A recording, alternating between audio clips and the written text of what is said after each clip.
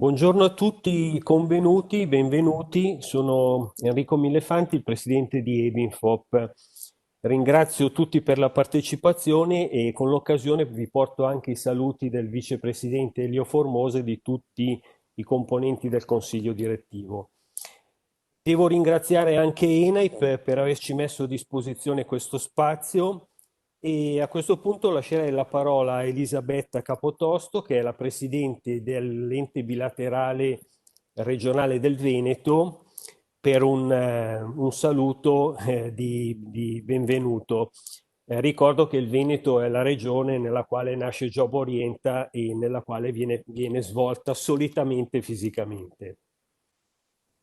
Grazie, grazie. Anch'io rinnovo il saluto a tutti a nome di Ebifop Veneto e vi do il benvenuto a Job Orienta 2020 in versione digitale. È passato solo un anno dall'evento fatto in presenza al Job Orienta 2019. Allora festeggiavamo i 10 anni di Ebifop Veneto e mettevamo in evidenza il valore della bilateralità nella formazione professionale. L'attuale emergenza sanitaria, che ha messo a dura prova anche le strutture della formazione professionale, ha comunque evidenziato il ruolo rilevante degli enti bilaterali. Attraverso i fondi crisi e innovazione, gli enti bilaterali stanno assolvendo il loro compito di creare condizioni di lavoro migliori per i lavoratori, anche purtroppo in questi mesi di fissa e cassa integrazione. La panoramica sulla formazione professionale nazionale che stiamo per ascoltare ci auguriamo sia uno stimolo per un'ulteriore crescita del sistema. Grazie. Grazie Elisabetta dei saluti e delle parole che hai detto sulla bilateralità che, come sai, condividiamo. Nei mesi scorsi abbiamo come ente bilaterale nazionale affidato un'indagine, una ricerca PTS Class, con lo scopo di fare una fotografia, io dico sempre una fotografia 4K, cioè molto nitida, sul sistema della formazione professionale in Italia, con un particolare riferimento a tutta la filiera che viene chiamata dell'istruzione e formazione professionale. Cosa complessa e complicata perché, come sapete, non esiste un'unica banca dati nazionale che assomma tutte queste informazioni, ma queste informazioni, ce lo dirà meglio il nostro relatore dopo, sono purtroppo distribuite in tante banche dati, quindi è difficile metterle assieme. Però per il nostro settore credo sia molto importante avere una fotografia d'insieme che ci dia la misura di ciò che rappresentiamo nel contesto nazionale, ma che dia anche l'idea di quali sono le potenzialità che rappresentiamo da questo punto di vista. Attualmente la ricerca consta di due report realizzati, uno diciamo su un'analisi di tipo quali quantitativo del sistema e l'altra sui sistemi, su una fotografia dei sistemi di accreditamento regionali. È in via di conclusione un terzo report che abbiamo chiesto riguardasse di più le associazioni che aderiscono alle bilateralità costituite nelle regioni. Abbiamo chiesto ad Eugenio Gotti, che è il vicepresidente di PTS Class, di farci una sintetica presentazione dei dati raccolti e approfittiamo anche della sua presenza e della sua indiscussa competenza sul settore per chiedergli anche di farci una proiezione a breve termine di quali sono gli indirizzi e le piste di lavoro per questo ambito e settore. Io non ruberei altro tempo, lascerei la parola ad Eugenio. Ricordo a chi è collegato se vuole fare domande di farle tramite la chat, poi magari le raccogliamo e vediamo al termine della presentazione di rispondere. Vi lascio la parola ad Eugenio. Grazie, grazie Enrico, buongiorno a tutti. Condivido uno schermo, vediamo. Eccoci. Come, come diceva adesso Enrico Millefante, abbiamo ehm, realizzato per Ebinfop questi report di ricerca, ehm, che insomma, ci aiutano ad avere un quadro più chiaro ed una lettura più chiara dell'istruzione e formazione professionale e più in generale della filiera professionalizzante nell'ambito del sistema educativo italiano e nell'ambito delle policy anche insomma, per gli adulti dello stato dell'arte della filiera professionalizzante. Noi chiaramente abbiamo dei dati da cui partire, delle diverse analisi, sicuramente importanti quelle di INAP, i rapporti INAP che fanno, però come dire, poi altri dati sono, come diceva Enrico, più complessi da recuperare. Sto pensando ad esempio tutto il tema dell'accreditamento, tutto il tema dei requisiti, ma anche dei numeri degli enti di formazione accreditati per il diritto dovere di istruzione e formazione, ma anche le linee di finanziamento. Allora, rispetto a questo abbiamo appunto fatto un lavoro che oggi vi presentiamo, oltre che rispetto ai dati, anche rispetto al suo significato, cioè alcune considerazioni le faccio rispetto anche alla filiera professionalizzante, sono insomma in continuità anche con il passato, perché purtroppo alcuni dei problemi non vengono superati, però si vedono dei movimenti, si vede anche, come dire, una policy, una politica dell'Unione Europea che continua molto a insistere sullo sviluppo di questo segmento del sistema educativo. Allora, se vogliamo vedere appunto insomma, in generale, quando parliamo di formazione professionale, di cosa parliamo? Parliamo, a mio giudizio, sostanzialmente di tre grossi ambiti. Quello della prima formazione, chiamiamo, fondamentale perché porta a un titolo di studio, e quindi la IFP in primis, no? Ordinaria e duale, perché attenzione, in realtà potrei anche non distinguere perché il duale è una modalità con cui realizziamo i percorsi di FP, però ha assunto una rilevanza significativa sia in termini quantitativi, anche di linee di finanziamento in questi anni, sia in termini di tipologie di azioni e di interventi, quindi mi fa piacere evidenziarla. Anche perché la componente duale, vi ricordo, è rivolta esclusivamente alle istituzioni formative, mentre l'FP ordinaria sapete che può essere anche realizzata in area presso istituzioni scolastiche.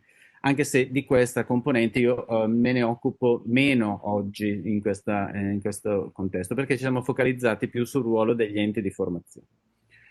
L'IFTS, che come dire, è un anno di specializzazione, a mio giudizio, come dire, che è in mezzo al guado, in qualche modo, come significato e vedremo anche come programmazione da parte delle regioni. Il sistema ITS, che è l'elemento, insomma, che rappresenta la formazione, la vocational educational training, quindi la formazione di livello non accademico, ma terziaria, sistema universitario. Anche qui, insomma, delle considerazioni si possono fare molto interessanti. Oltre alla prima formazione ordinamentale, esiste poi una componente formativa diversa, distinta naturalmente, che non fa parte in qualche modo del sistema educativo, come la precedente, ma che fa parte delle politiche attive del lavoro.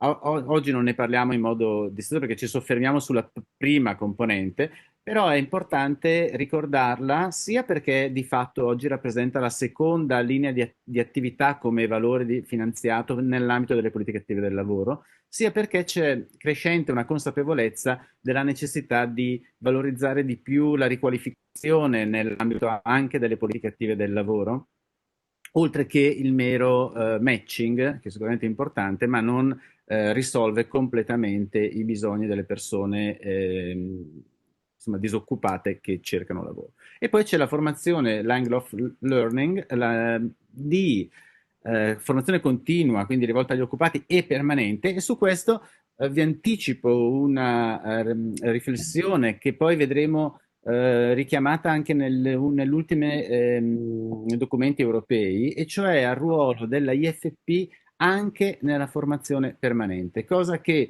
spesso noi sottovalutiamo, nel senso che consideriamo la prima formazione, in particolare la IFP, per i giovani, mentre dovremmo ragionare anche in una offerta significativa di formazione di IFP per gli adulti. Ehm, perché insomma, abbiamo una componente lavorativa scusate che quasi la metà degli operai nel settore manifatturiero non ha un titolo di secondaria superiore, di secondo ciclo. Questo è un tema, e la IFP rappresenta non solo come un mio giudizio, ma lo dice la Commissione europea, rappresenta l'elemento principale per elevare anche i titoli di studio dei lavoratori e degli adulti.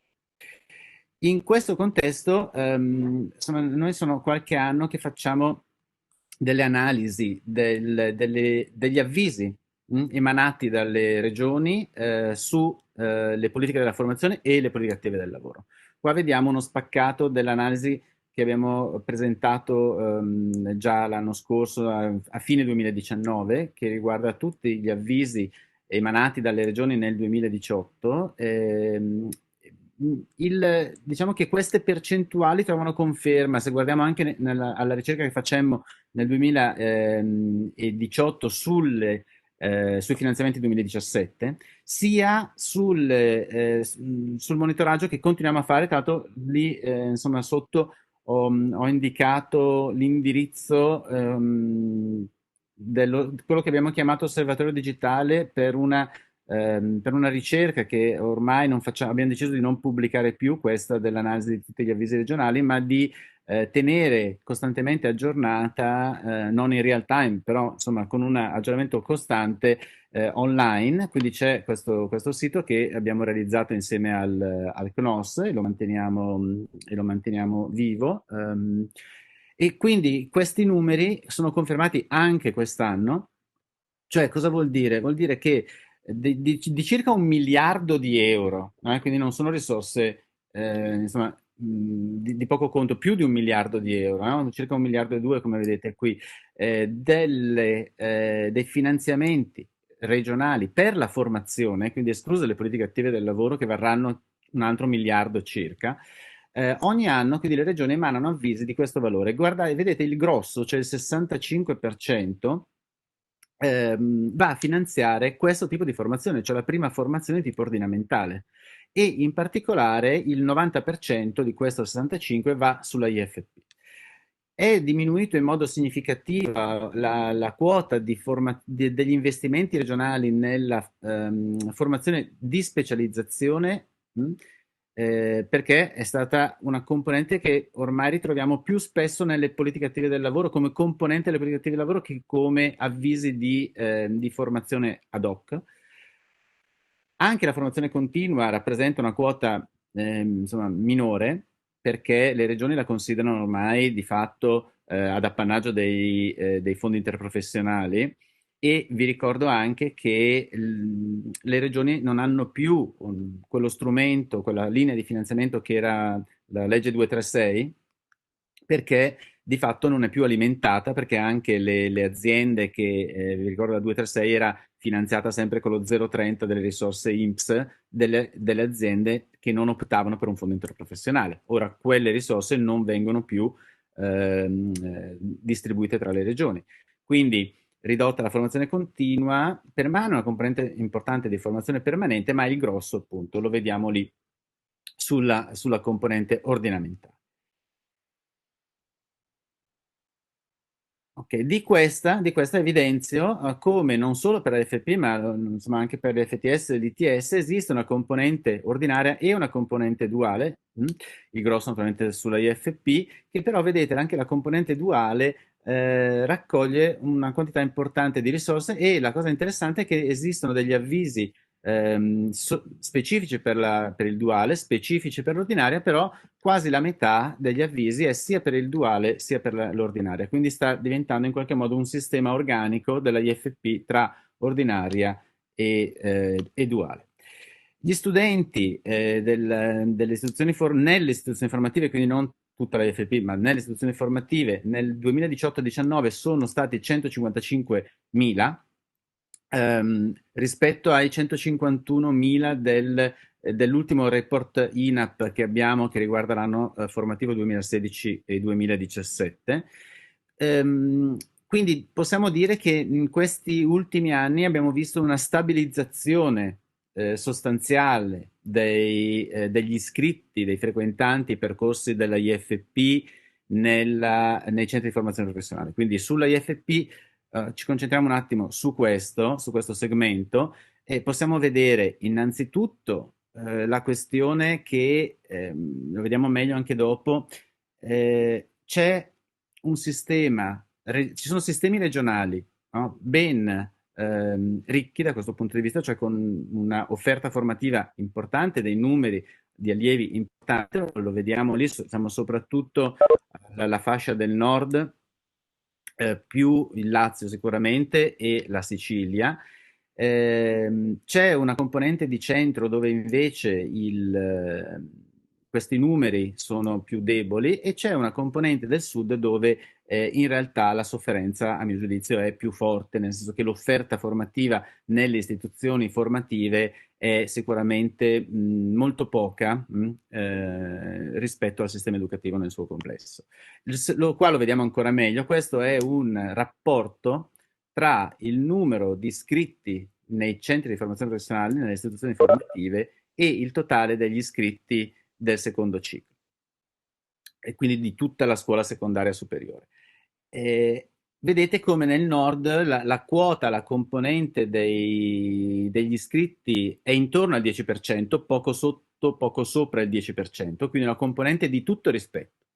Cioè il numero degli iscritti nelle istituzioni formative, nei centri di formazione professionale, è circa il 10% del totale di tutti gli iscritti alla scuola secondaria superiore. E questo sembra come dire, una quota, una percentuale che evidenzia un rapporto come dire, equilibrato, che ha raggiunto anche una sua dimensione di sostenibilità.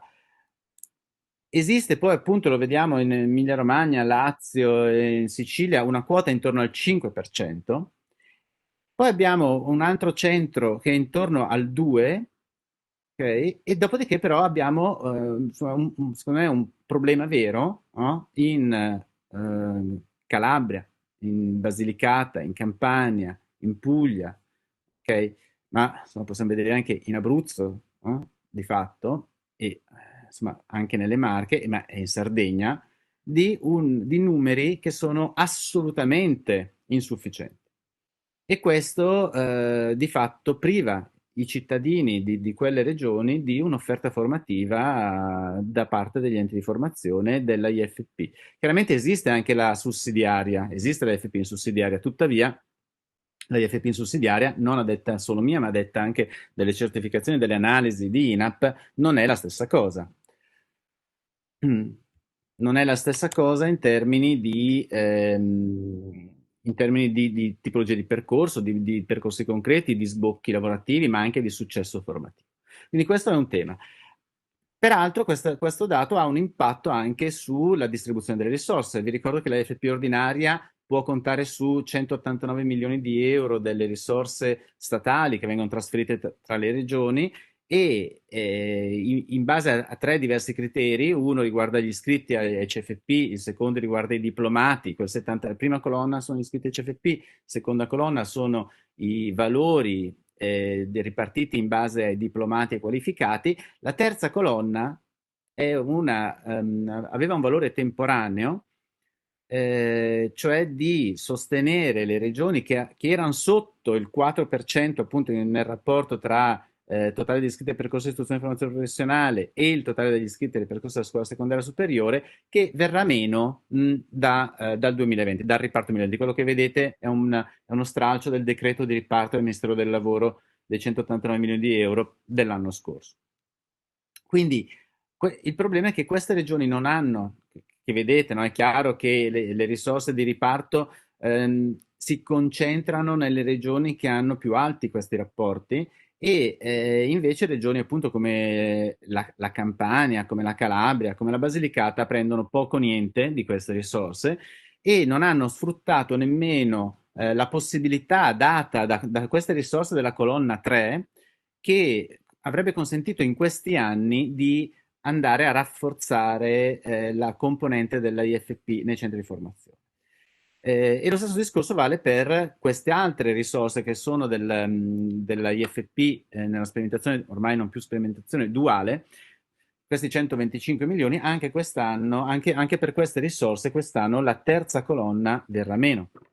Quindi il problema che vedo in prospettiva è che mentre la IFP nelle regioni più forti mantiene una sua forza e viene anche sostenuta da un reparto di risorse, oltre che da un tessuto di centri di formazione professionale storico che viene mantenuto, al sud invece si è depauperato questo patrimonio e noi non vediamo come dire, grandi recuperi da parte del sud, delle regioni del sud verso queste linee. E questo siamo anche, come dire, divertiti a mettere ad incrociare i dati della dispersione dei giovani rispetto al secondo ciclo, dati 2019 Eurostat delle diverse regioni italiane, con quel rapporto degli iscritti tra gli IFP nei centri di formazione professionale e il totale degli iscritti del secondo ciclo. Beh, è, come dire, insomma, pone delle riflessioni, no? Io non ho messo volutamente sui pallini il nome delle regioni, insomma, però sono in tabella lì accanto, ok? Però vedete, ad esempio, noi abbiamo non so, quelle tre regioni che vedete insomma, quasi al 20% di dispersione, tra il 15 e il 20% di dispersione, con zero o quasi di studenti nei CFP a fare la IFP, beh, insomma, qualche riflessione no, la pongono.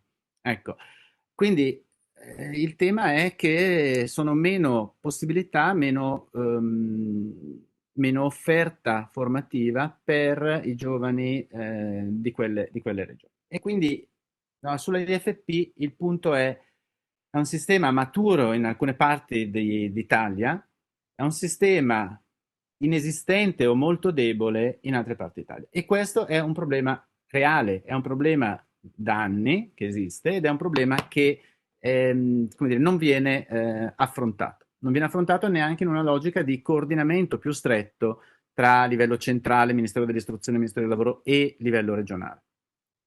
Però ricordiamoci che la IFP è un LEP, quindi la IFP è un livello essenziale di prestazioni che a garanzia dei diritti sociali e civili dei cittadini e deve essere quindi garantito su tutto il territorio nazionale. Andando avanti nella filiera formativa, ragioniamo un momento sull'IFTS. L'IFTS nasce come logica di formazione. Ah, scusate, una cosa importante che non vi ho detto, però è importante, è significativo. Nella IFP gli iscritti al quarto anno stanno aumentando. Scusate, questo è un elemento che è giusto sottolineare perché avevamo un dato di IFP presente sicuramente per la qualifica, laddove è presente per la qualifica, per il quarto anno era presente maggiormente solo in alcune regioni. Da questo punto di vista, invece, anche grazie alla spinta del duale, quindi della sperimentazione duale, che in molte regioni si è manifestata in una offerta di quarto anno, sostanzialmente, abbiamo visto il quarto anno e quindi il diploma di FP diffondersi maggiormente nelle regioni e rafforzarsi in termini numerici. Questo perché è importante? Perché la IFP non è completa se non ha un'offerta di quarto anno di diploma. La IFP non è solamente la qualifica triennale, bensì è un percorso che giunge al termine con il diploma professionale di quarto anno. Attenzione, questo è importante perché insomma, in passato noi avevamo alcune scelte di programmazione che erano leggibili dalla disciplina e dalla programmazione regionale, che vedevano la IFP come un percorso di seconda chance e quindi rivolto principalmente a chi aveva già avuto un fallimento in un percorso di studio e inoltre un percorso per il rapido inserimento lavorativo e quindi che con la qualifica triennale poteva rivolgersi lì. E, poteva finire quindi con la qualifica triennale per un inserimento lavorativo. Ora, invece, cosa è successo? Effettivamente, che oggi noi abbiamo che solo il 50% dei giovani iscritti alla FP viene da un fallimento, l'altro 50% non viene da un fallimento, ma si iscrive direttamente dal termine del percorso di primo ciclo, quindi dopo la terza media si iscrive direttamente. Questa percentuale è molto più alta nelle regioni del nord dove la IFP è più matura, quindi lì raggiungiamo anche quota 90% che si iscrive direttamente dalla terza media. E la prospettiva della IFP diventa una prospettiva di filiera, quindi non è più una seconda chance, ma per l'inserimento lavorativo diretto, ma diventa un percorso che può arrivare fino al livello terziario, quindi può arrivare alla qualifica, può arrivare al diploma e può arrivare a livello terziario, sebbene ancora con un percorso un po' a ostacoli. Tuttavia, il quarto anno è un tassello fondamentale in questo percorso e quindi è bene, no, che si sia sviluppato negli anni. Se guardiamo appunto a livello successivo al secondo ciclo e quindi a livello IFTS, vediamo innanzitutto che insomma, le risorse, queste sono le analisi del stanziamento dei fondi nel 2018 e nel 2020. Beh, insomma, si vede, no? Si vede. Allora, c'è un minor investimento negli FTS, che è un anno di specializzazione, fatto peraltro in una logica di formazione integrata. No? È la prima espressione della formazione integrata superiore, il FIS, cosiddetto, portato a regime nell'articolo, a regime, ma iniziato nell'articolo 99 scusate, nell'articolo 69 della legge 144 del 99 ha rappresentato per 10 anni buoni l'offerta di diploma professionalizzante ed è stato, ha avuto una evoluzione con il DPCM del 2008 che ha costituito invece gli ITS.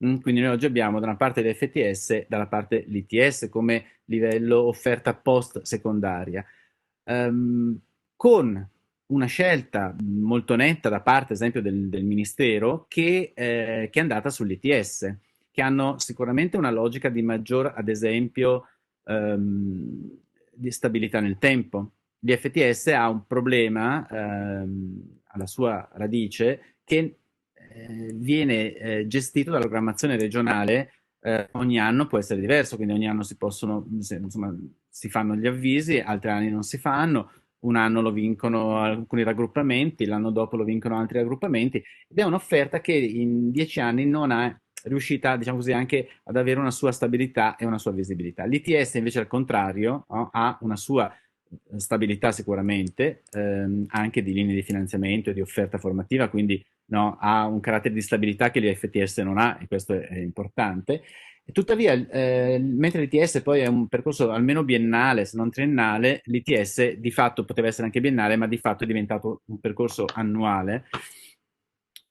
Ha una duplice valenza. Possiamo vedere gli FTS come con un suo duplice significato. Uno, un anno di corso di specializzazione post diploma per l'inserimento lavorativo. E questa è la sua natura principale. Secondo, un anno di transizione dalla IFP all'ITS, perché questa è la possibilità che è stata data insomma, da qualche anno con un accordo Stato-Regioni che ha visto la possibilità che l'IFTS diventasse questo anno di transizione dal diploma IFP all'iscrizione ITS senza l'acquisizione di un diploma di scuola secondaria superiore da parte dei diplomati IFP. Purtroppo c'è questo limite a tutt'oggi di una impossibilità di accedere direttamente dal diploma IFP all'ITS e c'è una proposta che è stata insomma pensata, realizzata, proposta anche pubblicamente durante il seminario Europa organizzato dal CIOFS Vediamo se, insomma, se ci sarà questa possibilità. Ad oggi invece l'IFTS diventa e resta una di queste, invece un anno per andare dalla IFP all'ITS. Chiaramente una riflessione sul futuro dell'IFTS potrà essere fatta perché vediamo abbastanza debole come offerta. Cosa diversa l'ITS. L'ITS, questi sono gli ultimi dati di Indire sul numero di fondazioni ITS, abbiamo 104 fondazioni ITS, quindi sono anche tante. Come vedete, a differenza della IFP, trovano una distribuzione insomma, interessante in tutta Italia, quindi anche al sud li troviamo presenti. Gli iscritti, i percorsi attivi, gli iscritti ai percorsi attivi sono però ancora molto pochi. Molto pochi perché dobbiamo pensare all'ITS non solo come la prosecuzione sul livello terziario della IFP, e però appunto già lì parleremo di insomma, almeno 150.000 studenti che vengono dai CFP iscritti lì, e quindi bisognerebbe vedere il passaggio al livello terziario, ma rappresenta l'ITS, il livello terziario, come prosecuzione anche, e forse in primis, dei diplomati agli studi tecnici e agli studi professionali.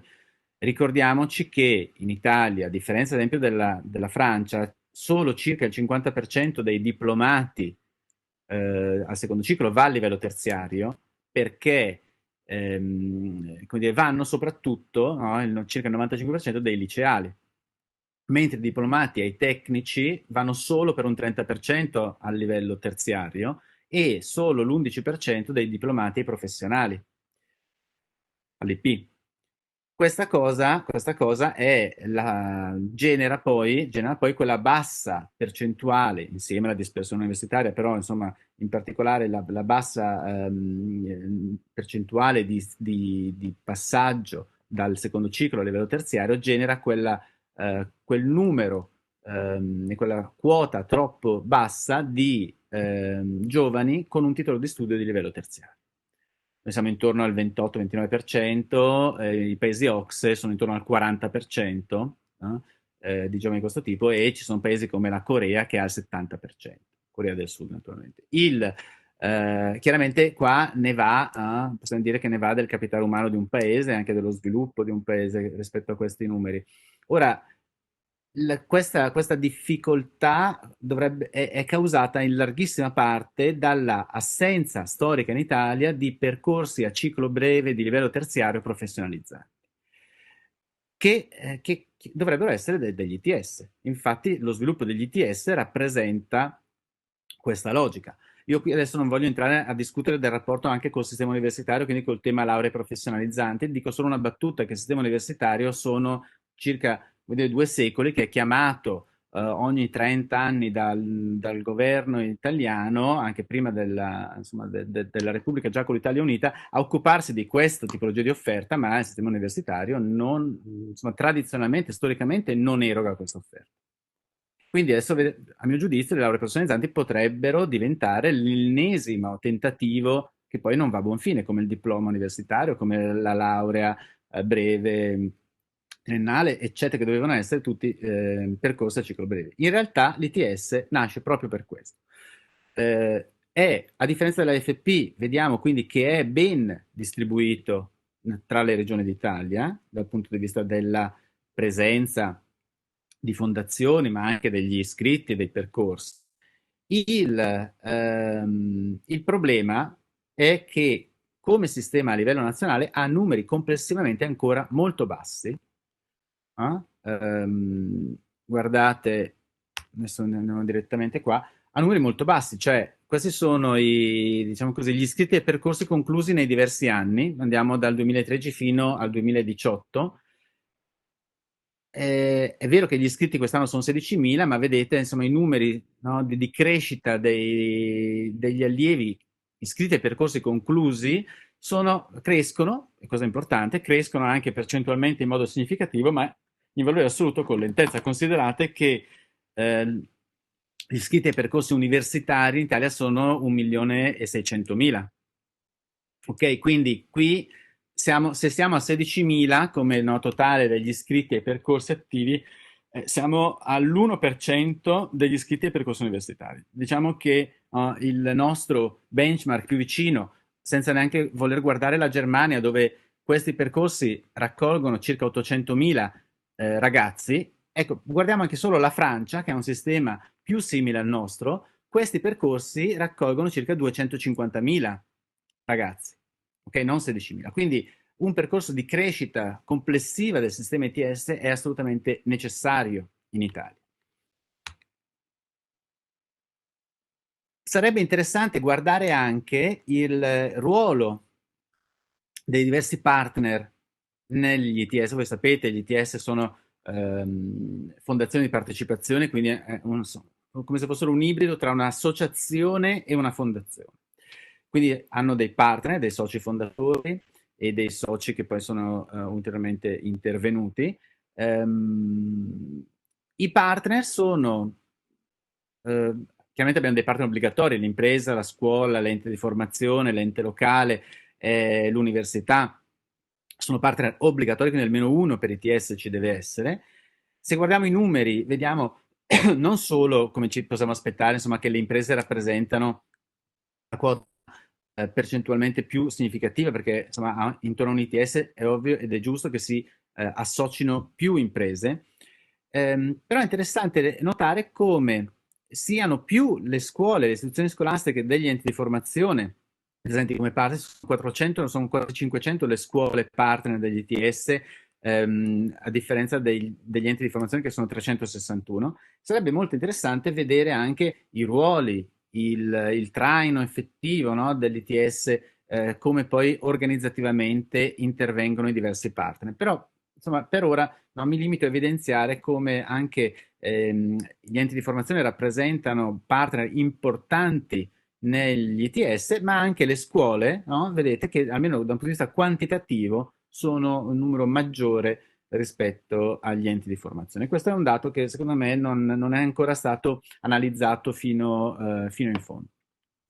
Eh, s- Tornando a guardare, dare uno sguardo complessivo al sistema dei finanziamenti, questo è il dato ad oggi, ok? Quindi nel 2020, vedete che sostanzialmente ritroviamo quei pesi, no? Quindi abbiamo la IFP che raccoglie complessivamente tra qualifica e quarto anno, siamo appunto intorno al 90% della formazione ordinamentale, e poi abbiamo un IFTS e un ITS che, ecco, notate, scusate, c'è un errore naturalmente, però appunto c'è l'ITS che raccoglie 71 milioni di euro. No? 71 milioni di euro mi sta anche a dire, a evidenziare come le regioni ad oggi cofinanzino in modo significativo l'ITS, quindi siamo a circa il 50% dei finanziamenti ITS che derivano dal trasferimento nazionale, circa il 50% che arriva dalle regioni, che utilizzano per l'ITS e per l'IFTS tradizionalmente le risorse comunitarie del Fondo Sociale Europeo. Per la IFP di norma c'è un mix tra risorse statali trasferite, risorse del bilancio regionale e risorse del Fondo Sociale Europeo. Ecco, comunque diciamo che dal punto di vista generale, come prima formazione, questa è la situazione a livello nazionale.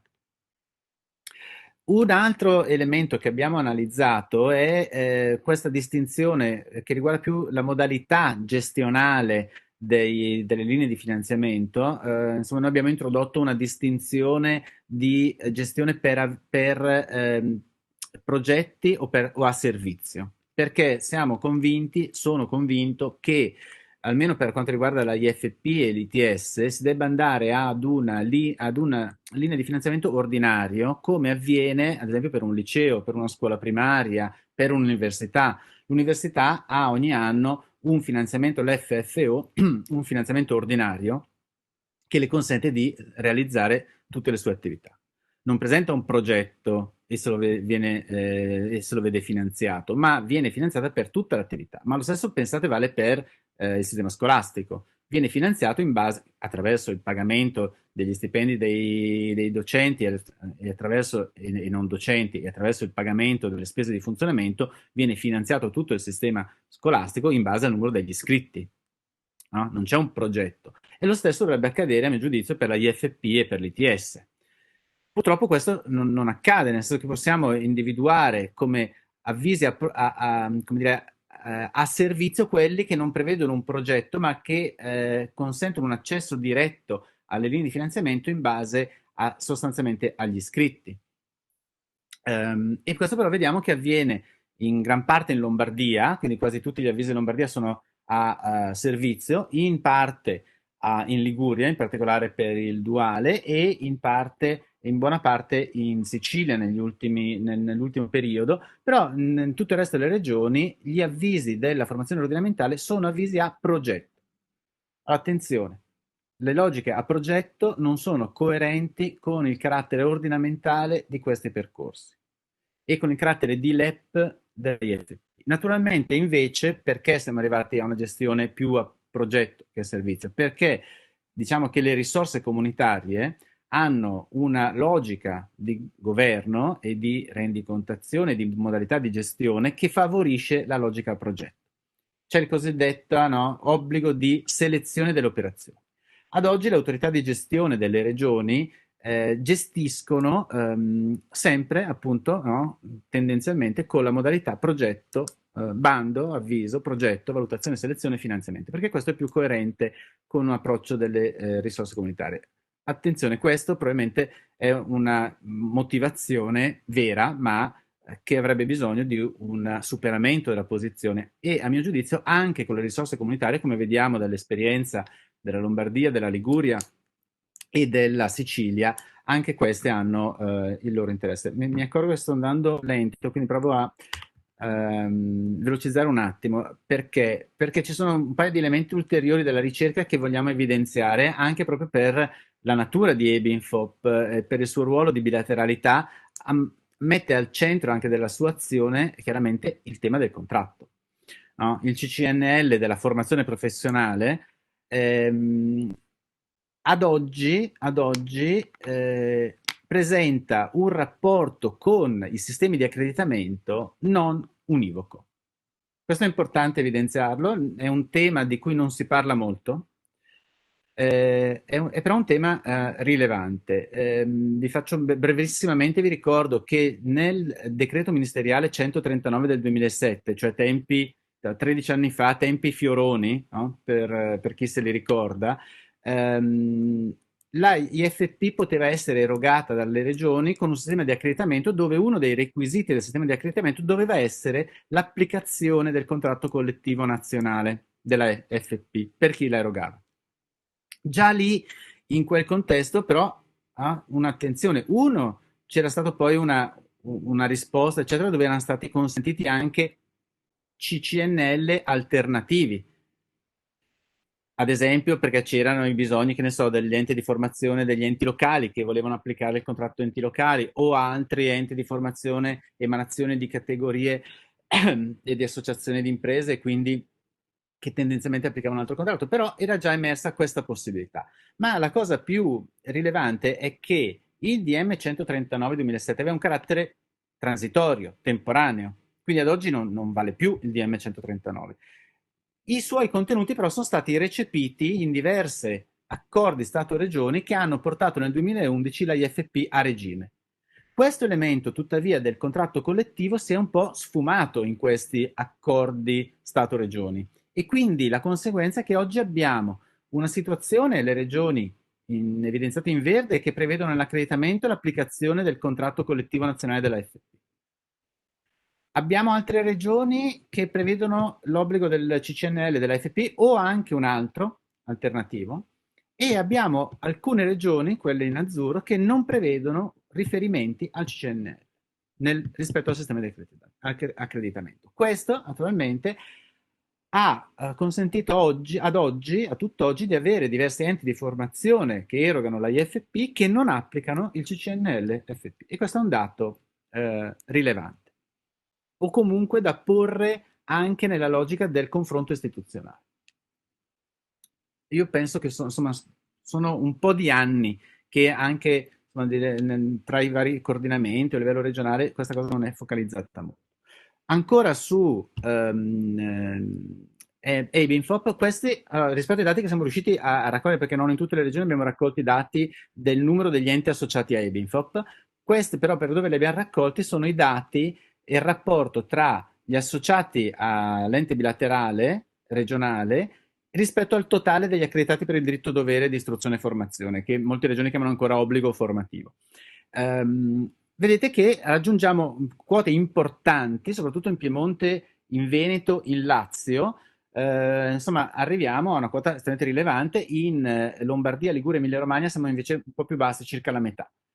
Se però guardiamo le risorse che questi enti associati a Ebinfop, insomma, sono destinatari di quante risorse, arriviamo addirittura in Piemonte, in Veneto a quasi la totalità delle risorse che gestiscono, ok? Anche in Emilia-Romagna, un po' più basso in Liguria, Lazio e Lombardia. Ok, addirittura in Lazio la percentuale è più bassa rispetto al numero di enti, però è l'unica regione questo, perché per le altre invece è sempre più alta la quota di finanziamento gestito.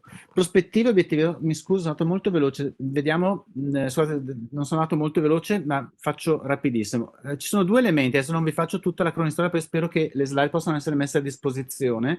Non vi faccio tutta la cronistoria di quello che è successo quest'anno tra la crisi epidemiologica e le azioni della Commissione, però sono state risposte importanti, quindi io mi concentro su due elementi. Uno che c'entra meno con il Covid, però è stato emanato, cioè la proposta di raccomandazione del Consiglio, scusate, la proposta di raccomandazione che viene dalla Commissione europea per fare una raccomandazione del Consiglio. Quindi è la Commissione europea che ha fatto una proposta al Consiglio per una raccomandazione europea sulla IFP. È un documento del 1° luglio, a mio giudizio è un documento importante perché pone degli obiettivi, pone delle nuove linee di attività, delle nuove linee di azione. Qua ve ne evidenzio tre, cioè gli sviluppi verso l'automazione e la digitalizzazione della produzione dei servizi, la necessità di transizioni verso un'economia più digitale, più verde, quindi portare anche nella IFP una formazione professionale che abbia le competenze trasversali digital e green. E l'altro elemento che ricordavo all'inizio, cioè quello di rafforzare il ruolo della IFP nell'apprendimento permanente, quindi anche per gli adulti. E invita gli Stati membri ad attivare azioni di questo tipo, quindi attivare la IFP per gli adulti anche, non solo per i giovani, integrare la sostenibilità ambientale e sociale nei curricula nella gestione organizzativa della IFP. Perché chiaramente tra l'altro il green sta diventando trasversale, le competenze richieste per il green non sono solo quelle di profili green, ma sono competenze trasversali che investono molti profili professionali. E infine migliorare anche la preparazione digitale degli studi di IFP, promuovendo ambienti di apprendimento, strumenti e pedagogie nuovi. Qua c'è molto da fare. L'anno del Covid ha consentito, le regioni hanno disciplinato immediatamente il riconoscimento dell'e-learning sincrono per la IFP. C'è molto da fare ancora, sia dal punto di vista come dire, dell'ambiente amministrativo, della disciplina che promuova il digitale nella IFP, anche come erogazione, anche nella modalità asincrona. C'è molto da fare come tecnologia, pensate anche a tutta la possibilità di usare i laboratori da remoto. C'è tutta da pensare anche alle ricadute didattico-pedagogiche del digitale nella IFP, oltre che nella scuola.